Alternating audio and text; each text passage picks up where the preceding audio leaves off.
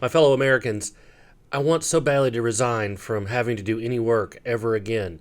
However, it's time for another edition of Super Freedom Brothers. Want to hear the most annoying sound in the world?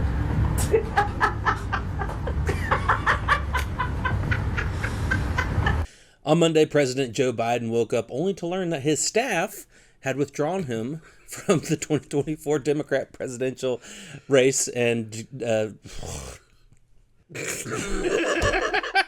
No, I got this. Okay. You know, that would be kind of bad if it were you or me, Micah, because we'd wake up and first we'd have to have staff. But second of all, if we did, to find out, wait, I'm not running for president anymore. And it's like, no. And in fact, we're going to put you into the witness protection program for about 5 or 6 days. And then we're going to make you come out and give a speech that you just kind of mumble through and makes no sense. However, it does remind people why you're not running anymore. only an hour before his withdrawal letter was posted by his staff or someone in the deep state, his campaign co-chair was crystal clear that Do that again. crystal clear that Joe Biden was staying in the race. Has Joe Biden lost control of the Democratic Party? No, he's not. And he's heard those concerns. And I want to be crystal clear. He's made a decision. And that decision is to accept the nomination and run for re-election, win re-election. And I think that there are those out there that need to hear it again, that he made a decision. He's going to be the candidate. He's going to be the next president. And now it's time to focus on the threat that Donald Trump poses. So, Mr. Richmond, Mr. Cedric there, apparently they didn't let him know. Apparently there are now reports out that they were telling the other White House staff members in real time about President Biden withdrawing from the race. And then, of course, it set off all kinds of speculation and all kinds of questions, and now, several days later, all kinds of conspiracy theories. I mean, at one point, social media was even asking if Joe Biden was even still alive. And yet, an hour before, you just saw the clip, the campaign co-chair was like, hey, he's totally in the race, he's in it to win it, we hate Donald Trump. So this stinks, this reeks of deep state all over it. I mean, from the debate, June 27th, the earliest debate in presidential general election history, I think that the debate was set up on purpose at that time to give the Democrats a chance to react if, in fact, Biden underperformed. In fact, I think the powers behind the scene, obviously, there's puppet masters behind Joe Biden and now Kamala Harris. But I think that debate was on purpose just to give them some time to, if things went bad, to get Biden out of the nomination. I'll go one step further than that. I think that they are testing Kamala Harris right now, meaning you see things, there are certain national Democrat figures that have not endorsed her yet. And there's now reports out that former President Obama is leaking negative stories and negative information about her. And I think what they're doing is they're trying to test and see what are the poll numbers going to be like, not the initial bump that she gets because she announced and she's not Joe Biden, but after it settles down a little bit. She's alive. Yeah, and has a pulse. But after a couple of days, you get the polling numbers. I think people like Barack Obama and other national Democrat figures, I don't put it, would it be below them or above them?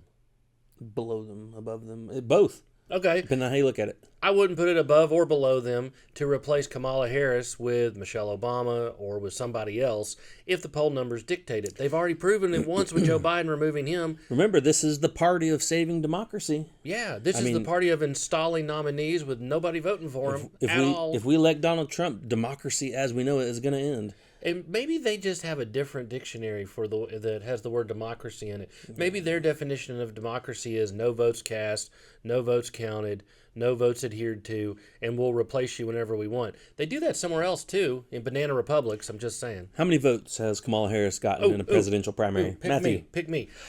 Zero. And I'm not that good at math, and even I knew that. Zero. How is this not bothering the Democrat base? Oh, it is. Black Lives Matter came out against it, and we're going to get into that here in just a little bit. But before we do, there was much speculation this week on whether or not Joe Biden was even alive.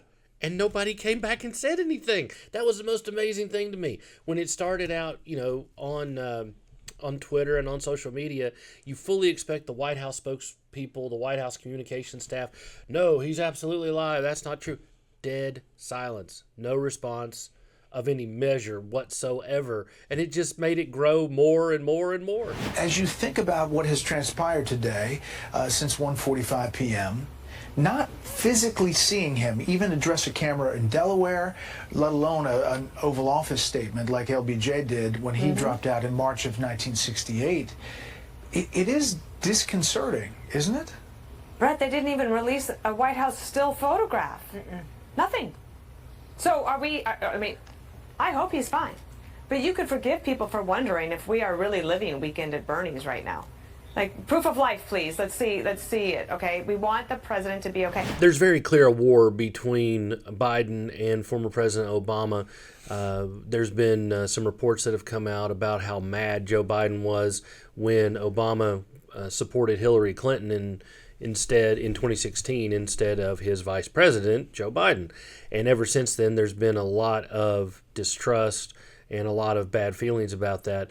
And that's probably, I mean, don't know, it's just speculation, but it's probably why Biden went out of his way to eventually endorse Kamala Harris after we were told by the media, oh, he's not going to endorse anybody. Well, what did he end up doing? He ended up endorsing her anyway. It'll be interesting to see if Obama ever comes out and endorses Kamala Harris before. Why is that not more of a story? Why is it not more of a story that Obama is not endorsing her after they've done all this work to say, oh, in 1 day she raised $1 bajillion. In 2 days she got all the delegates she needed. In 3 days she's still as liberal as all get out. Well, it's not a story because the media wing of the Democrat Party is giving her honeymoon right now. They're not doing anything negative on her. That they're carrying the Democrat Party's water. As you'll remember, President Joe Biden chose Kamala Harris as his vice presidential running mate because of her race and her sex. Biden said, first off, he said he's going to hire a black female for vice president, and that he just skipped over. What about white females? What about any other group? It just, when you go down that route, you take mediocrity, and that's what they have right now as a vice president. 100%. She was a DEI hire. Her record is abysmal at best. That was awesome. Congressman Burchett, you can always count on him for a good audio clip. He, of course, is from Knoxville, Tennessee area, and what he spoke made the mainstream media very mad. What he said made the liberals become unhinged, but what he said was correct, because what he said was right. And he was very kind by saying mediocre at best. And I think now, as we're starting to get a few days in to starting to reintroduce ourselves or be introduced for the first time for many Americans to Kamala Harris, they're starting to find out, what are we getting ourselves into? No, I don't think so. The fact that that she has been coronated without a vote being cast. Black Lives Matter, of all organizations, is not happy about the fact that the elites have installed Kamala Harris as the Democrat nominee. In fact, on their website, Black Lives Matter posted this. Following the primary, where millions of black voters weighed in, after one poor debate performance, the DNC party elites and billionaire donors bullied Joe Biden out of the race. After giving a timeline of Harris's coronation, they made this statement on X. A 24-hour process of talking to party bosses is not democratic, nor is it a process Democrats should be proud of. We do not live in a dictatorship. Delegates are not oligarchs. Installing Kamala Harris as the Democrat nominee and an unknown vice president without any public voting process would make the modern Democrat Party a party of hypocrites. We call on the DNC to create a process that allows for public participation in the nomination process, not just as a nominating by party delegates. So as you can see, and as you all already know, we have a process. They've already been through it. It's called the primaries. And Black Lives Matter, you can take this quote, don't tell people it's from Black Lives Matter, and guess what? Most people are going to be like, yeah, that makes a lot of sense. Here's the deal. I hope everyone's paying attention. Come a little closer. When Black Lives Matter agrees with common sense, something is seriously up, and everybody needs to be paying attention.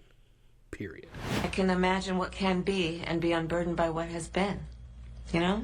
What can be unburdened by what has been. There are those who are unable to see what can be, but there are many more who are able to see what can be unburdened by what has been. Remember Venn diagrams, those 3 circles? Right. And then let's just see where they overlap. You will not be surprised because I have constructed a Venn diagram on this. Remember those 3 circles, how they overlap? I love Venn diagrams, so I just do. Whenever you're dealing with conflict, pull out a Venn diagram, right? And so, you know, the 3 circles. Ukraine is a country in Europe. It exists next to another country called Russia. Russia is a bigger country. Russia is a powerful country. Russia decided to invade a smaller country called Ukraine. So basically, that's wrong. Don't forget the Venn diagrams. They're 2 circles and they come together. Don't forget those. Those are very I was making important. a point, man. Oh, sorry. I just wanted to make sure they didn't forget about the Venn diagrams. I was making a point about the liberal media gaslighting people, so ignore his interruption. So Chuck Schumer is having an awful time trying to get people hyped about the Democrats' pick, the elite's pick for the Democrat nominee. We are here today to throw our support behind Vice President Kamala Harris. I'm clapping. You don't have to. It's a happy day. What can I say? Vice President Harris will beat Donald Trump and become the next president of the United States of America. Applause. Please clap. Awkward. He tried so hard. He forgot he wasn't at a rally. I was impressed that the press didn't clap and didn't cheer. The best part is Jeb Bush. Oh, that was great. Please clap. Please clap. I mean, Schumer was like, "Yeah, if you guys aren't going to clap, I'm going to clap. It's a super Poor Jeb Bush. great day." Poor Jeb Bush. He had a chance to be the first father-son duo, triplet, whatever it's called, of the United States presidents, but he put an exclamation point at the end of his name, and that tanked him. Jeb Bush. Anyway, Jeb. Donald Trump wasted no time, though, bringing out an ad against Kamala Harris. Take a look at this. Kamala was in on it. She covered up Joe's obvious mental decline. Our president is in good shape, in good health, tireless, vibrant, and I have no doubt about the strength of the work that we have done. But Kamala knew Joe couldn't do the job, so she did it. Look what she got done. A border invasion, runaway inflation, the American dream dead. They created this mess. No, Kamala owns this failed record. Make America Great Again Inc. is responsible for the content of this advertising. Kamala Harris is the daughter of Donald J. Harris and Shyamala Harris. And Kamala is a descendant of Hamilton Brown, the founder of Brownstown. He owned a sugar plantation and over 100 slaves. The leftist media shills are already carrying the water of the new Democrat nominee. In 2019, GovTrack ranked Kamala Harris as the most leftist senator in the United States Senate, even over Bernie Sanders. But suddenly the webpage ranking her has disappeared. You're very different in the policies that you've supported in the past. You're considered the most liberal United States senator.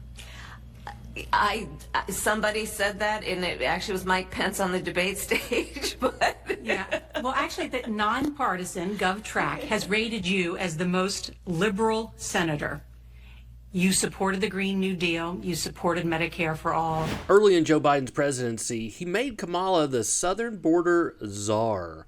The liberal media is now denying that she was ever made responsible for the southern border. She, of course, failed miserably at that and even lied about it on national television. Do you have any plans to visit the border? I'm here in Guatemala today. At some point, we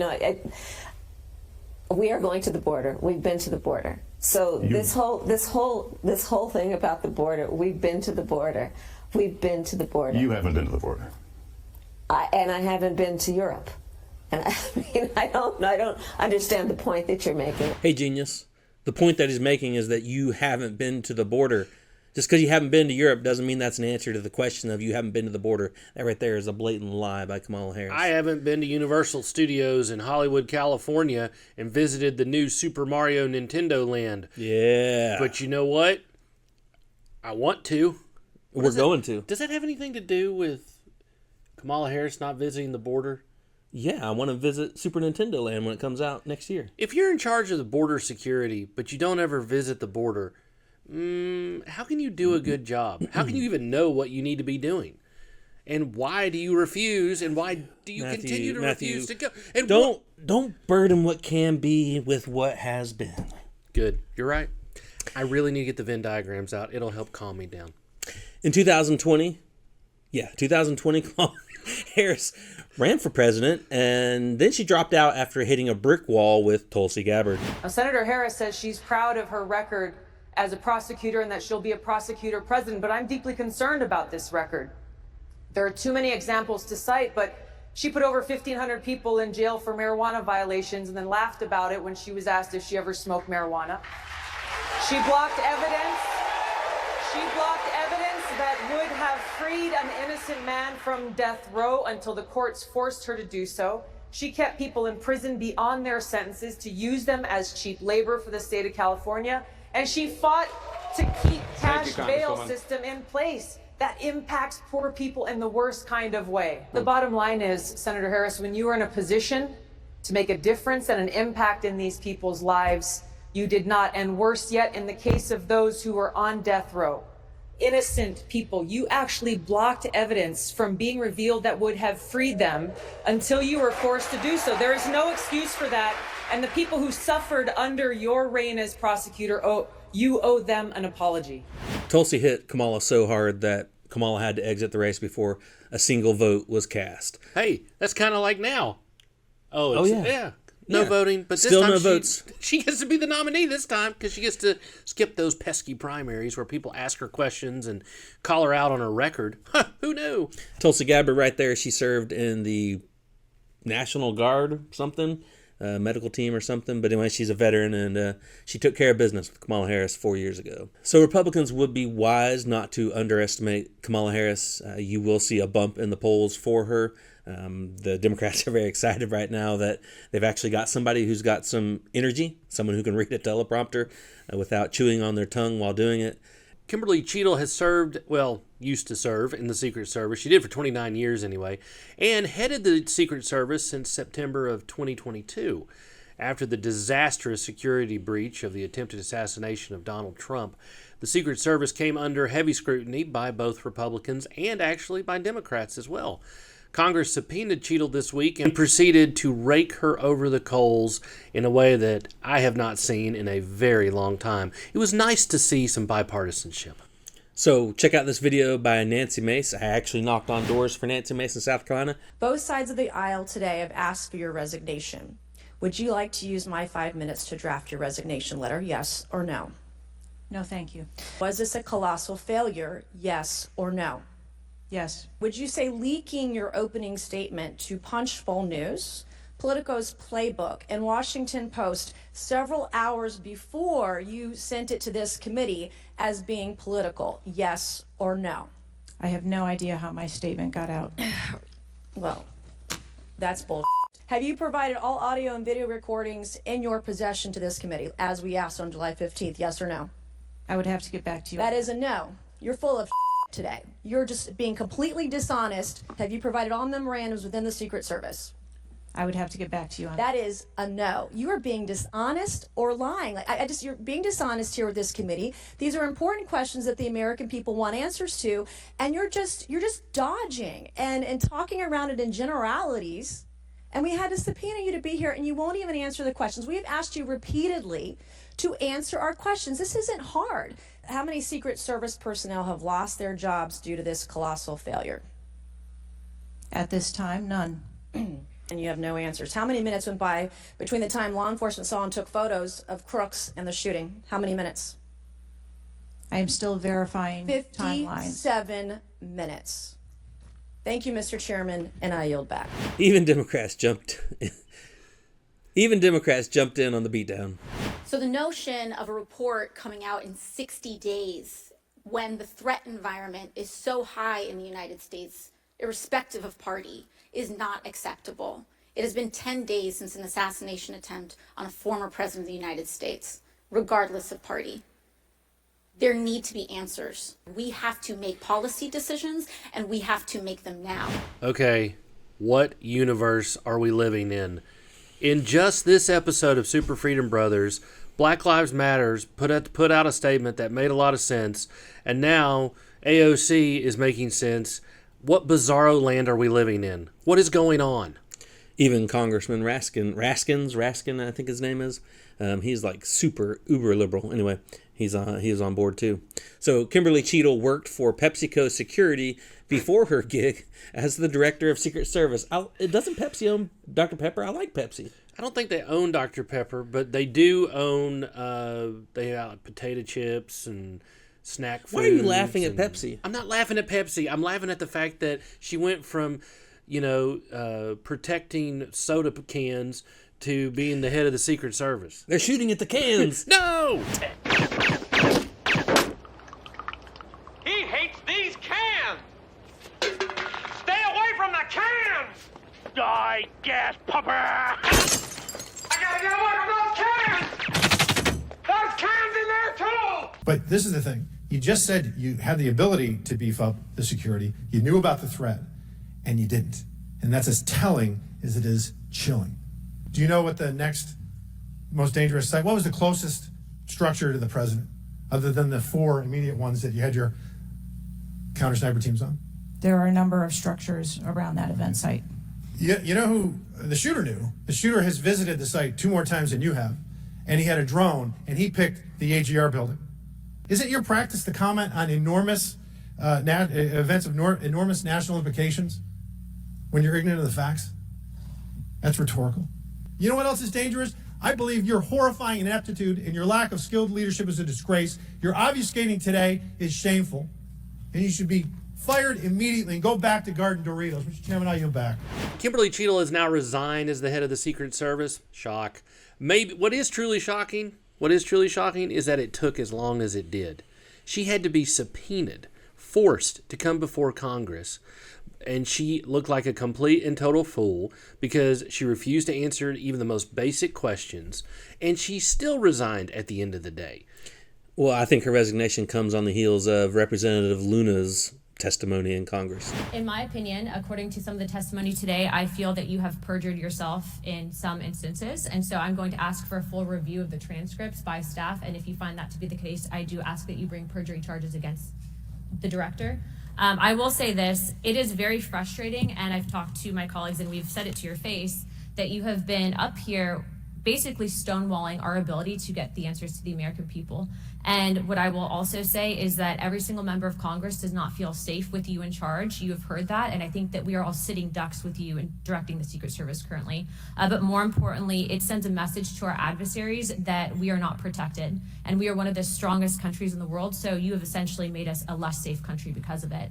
As a result of that, I'm asking you to formally step down. I share my same opinions as my Democrat colleagues. And I also think that your efforts to bring forward a full investigation and report in 60 days is unacceptable.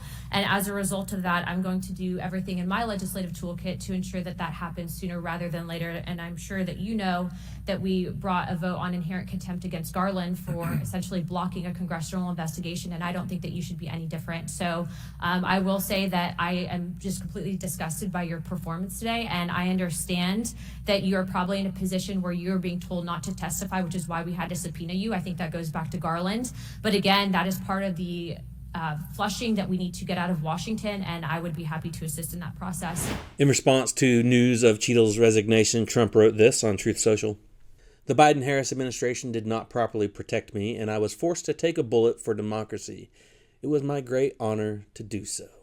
The amount of restraint that President Trump has shown at the RNC, commenting about the assassination attempt, and in that post on Truth Social is pretty amazing because there's, we're trying to get the evidence, we're trying to get the true story, we're trying to get, what really happened, and more is starting to come out each day. But when you take a look at everything, it took the attempted assassination of Donald Trump. Now think about this. It took the attempted assassination of Donald Trump to bring Republicans and Democrats together. Now think about that. Yeah. So it is possible Bipartisanship is possible. Unity is possible. People coming together is possible. But look at what it took for that to happen. And these bureaucrats, it's getting out of hand as the world continues its decline. The Secret Service was asking for 60 days to bring out a report, or they were telling us that they were going to take 60 days to bring out a report in the middle of the most heated presidential election in our lifetime. When I say heated, I didn't say most important, because everybody always says that. But the most heated, definitely the temperature of the country. So, I mean, it's just ridiculous. These unelected bureaucrats, they need to be answerable. They need to be available for the public. And when they tell Congress they're not going to cooperate, well, this is what you get. And, well, at least Cheatle took some responsibility and resigned. Now we'll see if there are perjury charges brought against her. We'll also see what the investigation from the Secret Service and the FBI yield and what they come up with. However, I think it's fascinating that you can learn more on X, on Truth Social, on social media than you can before they actually release anything from official sources. Yeah. I think that's amazing, because you've got people working in these institutions that are leaking this information because, probably most likely because they feel like if they don't leak it, then the truth won't get out. Yeah. I honestly, free speech, when we're talking about what Elon Musk did with X, is as important as the Second Amendment. If they get rid of the Second Amendment and our ability to tell the truth with the First Amendment, I mean, it's all downhill from there. That'll be the great crossing of our country. Well, and you look at what happened when Israeli Prime Minister Benjamin Netanyahu came and spoke before Congress. We won't even talk about the politics of how the Democrats didn't show up, and that was highly disrespectful. But what about, half of them showed up? Sorry, you're right. Half of the Democrats didn't show up. Well, but what about the video footage of protesters being bussed in and then putting graffiti on monuments in Washington, D.C., burning the United States flag, taking the flag down, stomping on it? How is any of this, number one, safe? Number two, how any of this is allowed to take place in our nation's capital? And is this acceptable to the American people? And the answer is absolutely not.